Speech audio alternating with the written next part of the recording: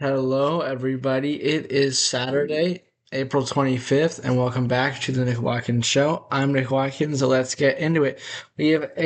Once again, we have a ton to talk about. What a great time this is for sports. Playoffs underway and well underway in hockey and basketball, baseball in full swing, and the NFL draft. That's where we're going to start. We're going to start with the NFL draft. The 49ers made their first selections of this 2026 draft yesterday, and we're going to talk about them. We're not going to go over every single pick for every single team, but we are going to go over some of the big ones. And the Niners led off the second round with Dejon Stribling, a wide receiver from Ole Miss. I'm not too sure how I feel about this because I don't know. I mean, it kind of felt like a reach, but I mean, I look, with all these picks, I have full faith, full trust in John Lynch and Kyle Shanahan and the entire Niners organization. They have very rarely missed on draft picks, especially in the later rounds. So I am confident that they know what they're looking for and they wouldn't have drafted him at this spot if they weren't confident he was going to be a good player. And we'll see how it goes. I mean, yeah, I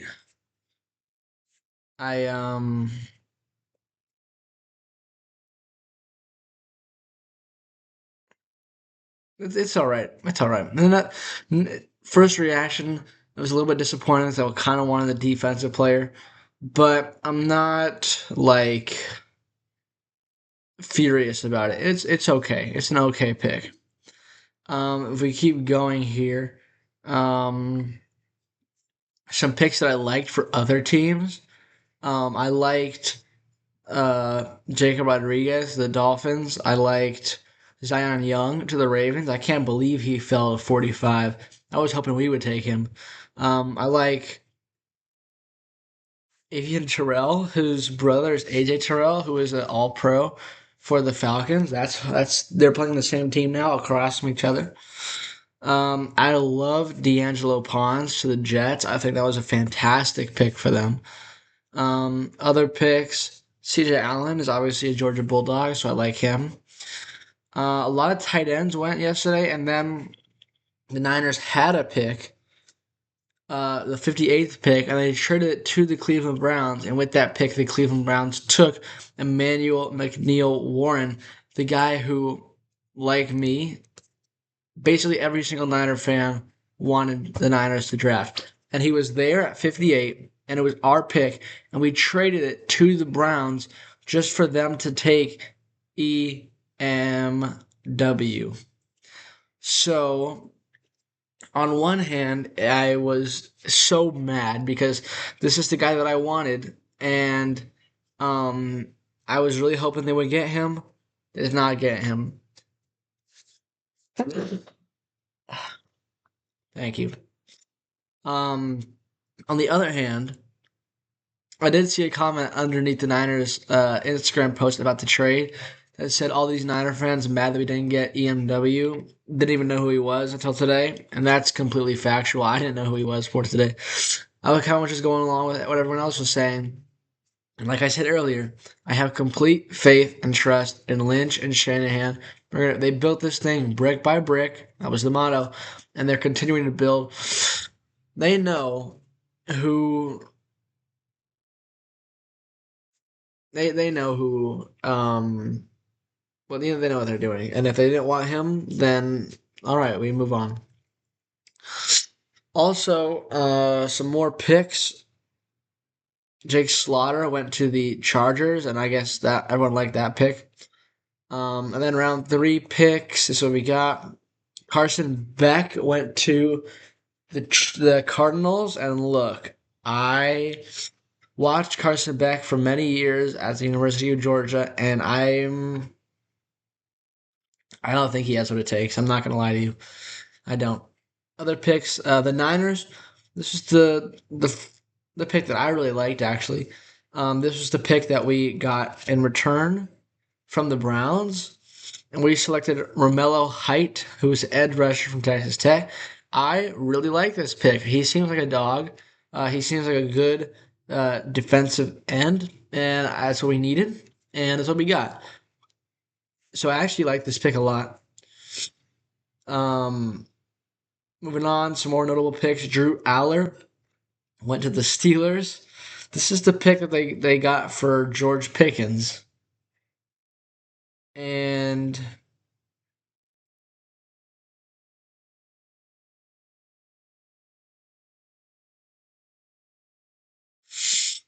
yeah, that's a crazy one. Sorry, I'm a little bit distracted here. Um, Zachariah Branch, the Falcons. Dylan Everett, I know who that is. Then the Niners selected Kalen Black, who's a running back from Indiana. Um,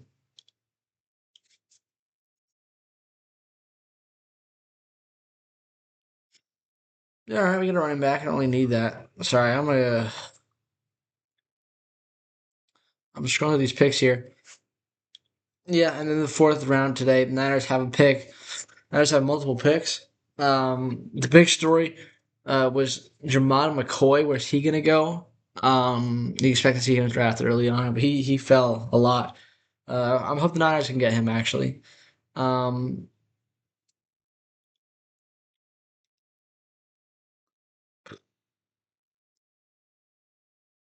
yes, there we go. I'll be right back, everybody. So basically, in the third round, it's kind of like, or not third round, third day of the draft. It's not really like, who are we gonna get, and like, is there anyone still good available? You're probably not gonna know these people, but it's a lot of our best players have come in day three. So always want to be on the lookout. Always want to try and find some good players, and we'll see how it goes. Right, a lot of draft going on today. Let's move over to baseball. So yesterday, the Giants lost 9-4 to the Miami Marlins. The Marlins had 9 runs on 16 hits. The Giants had 4 runs on 11 hits. And look, as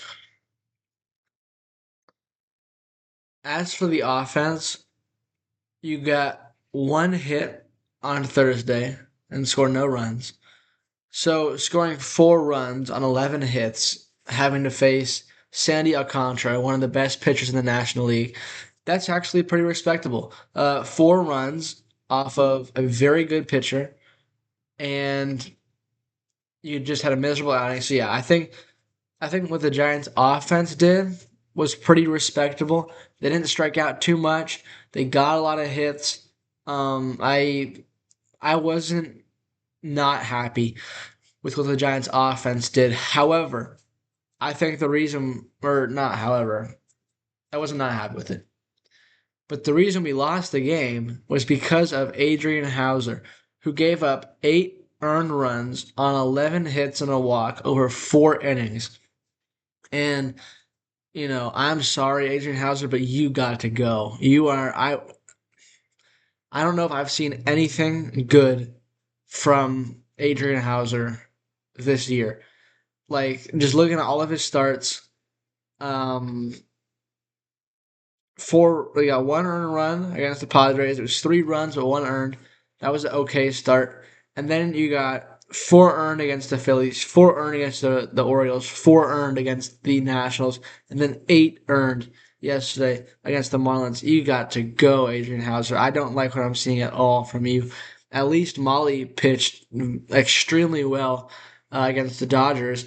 But what has Adrian Hauser done? And honestly, when we signed him, I couldn't see it being more than like a DeSclafani type guy. But Anthony DeSclafani was better than him. I am not liking what I'm seeing at all. And we got guys in the minors like Wisenhunt and McDonald, guys who kind of performed well for stretches last year. We're paying this guy how much to do what? I don't like it at all. I think he's got to go, and I think he's the reason we lost this game yesterday. I go plug in my computer because it is low. So I don't want to lose this recording. I want to get it back. So let's plug it in. There we go. Is that better? That's better. And then yeah, I mean the Marlins just hit the heck out of the baseball. 16 hits yesterday. The Giants and the Marlins are the team that strike out the least in the NL. So yeah, that's cool. All right, now other scores from the league. The Reds they beat the Tigers 9-8. The win was the Ashcraft. The loss went to Jansen. You know what? Just gonna do scores. The Orioles beat the Red Sox 10-3. The Guardians beat the Blue Jays 8-6. The Rockies beat the Mets 4-3. The Rays beat the Twins 6-2. The Braves beat the Phillies 5-3. The Phillies have lost 10 games in a row. The White Sox beat the Nationals 5-4. The Royals beat the Angels 6-3. The Pirates beat the Brewers 6-0. Paul Skeens went 7 one-hit innings. Wow.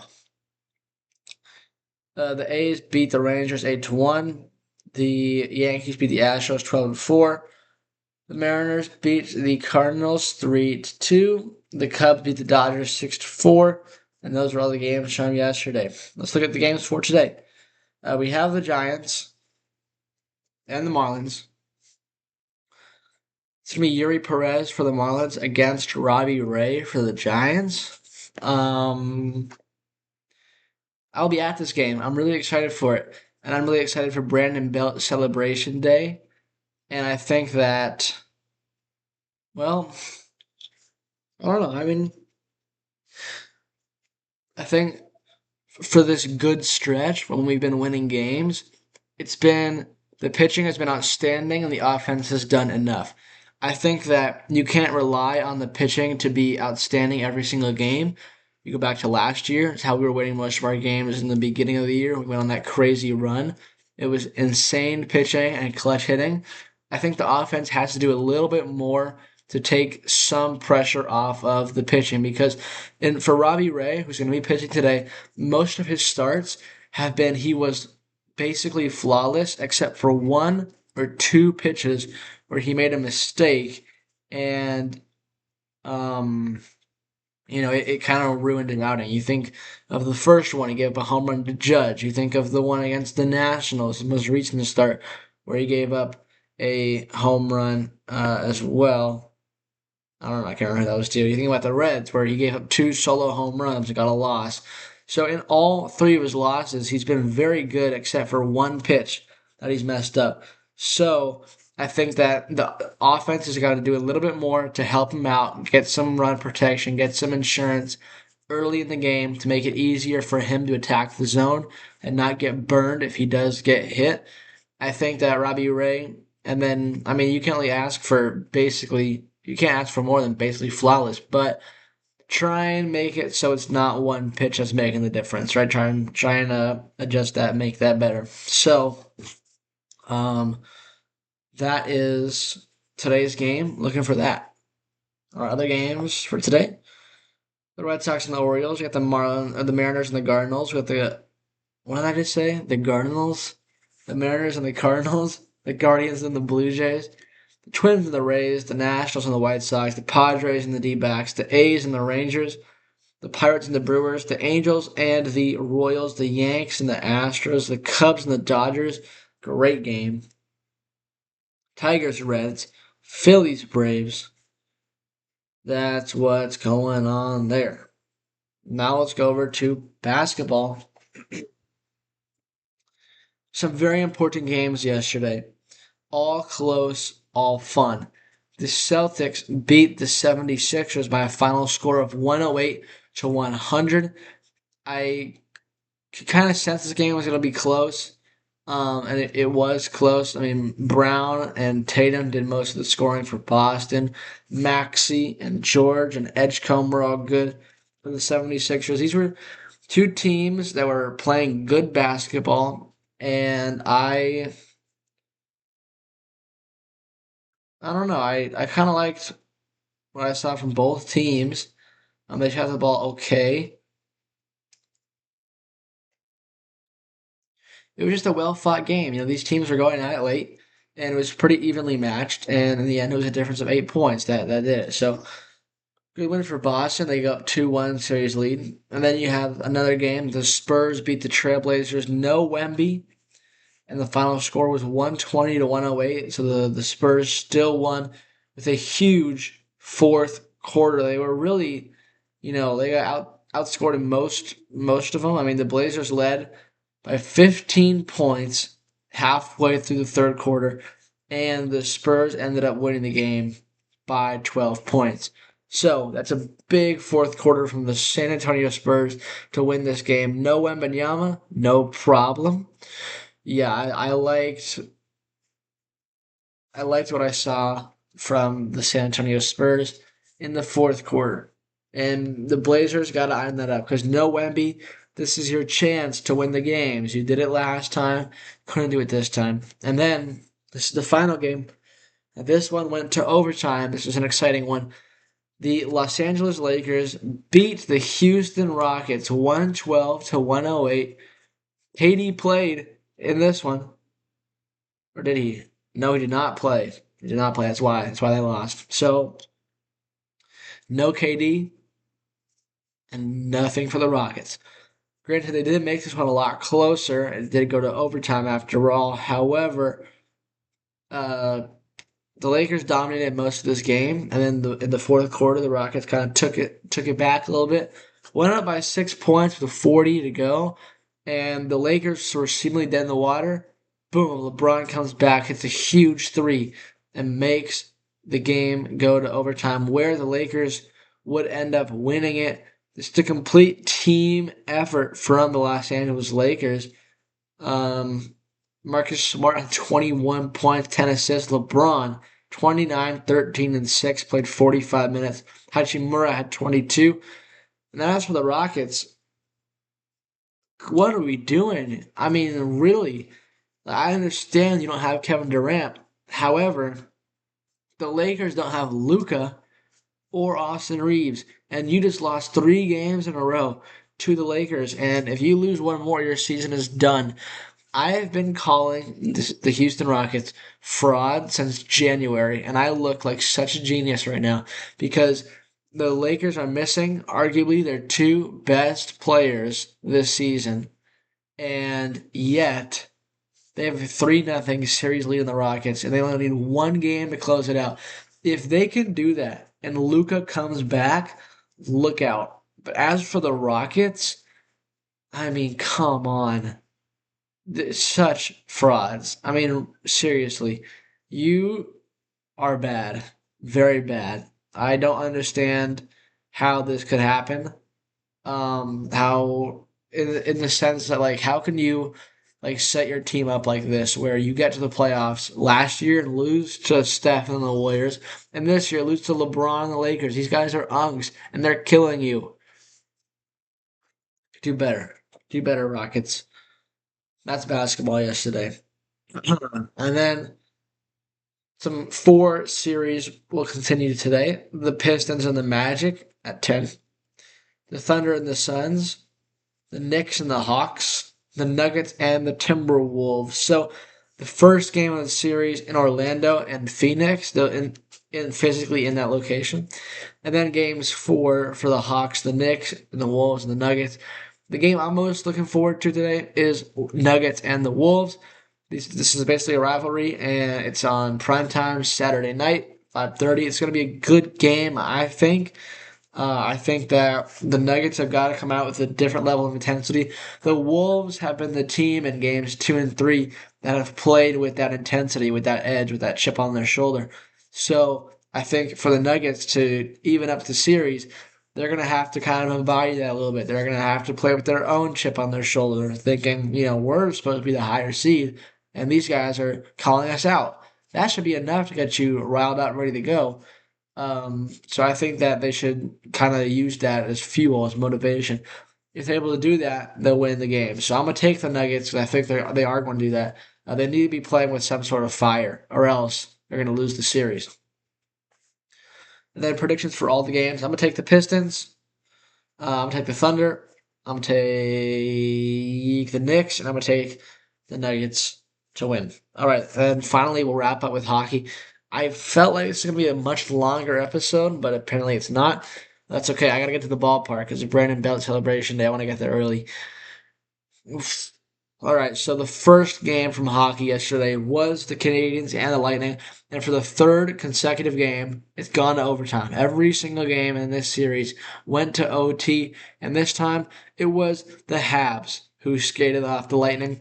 That makes them 2-1 in this series. The final score in this game was 3-2.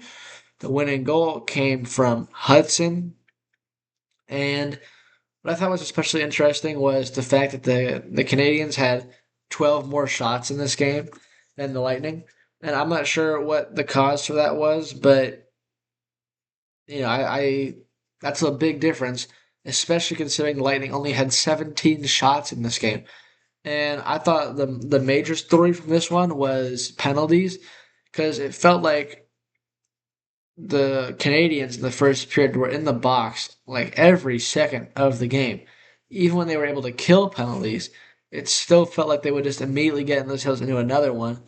And then I also thought that in the second period, kind of felt like the opposite, especially late in the second. The Lightning were the ones who were constantly getting themselves in the penalty box, and that kind of cleaned up in the third.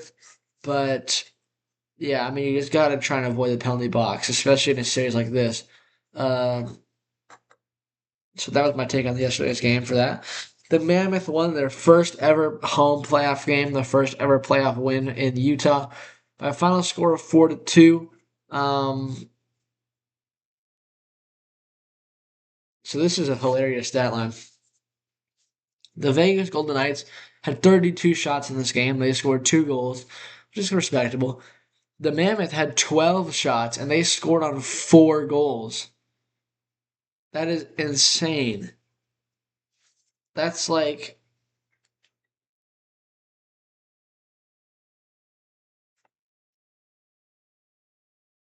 how do you win a hockey game by having 12 shots and you put up 4 goals? They scored on a third of their shots. A third of the shots they took went in. That's bananas. The goalie for Utah, Vishmelka, he was very good, 30 saves.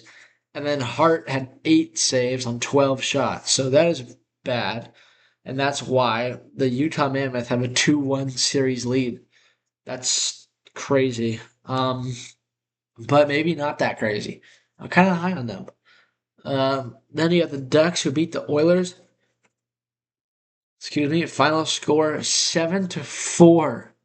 So kind of out of nowhere, the Ducks offense has just turned it up.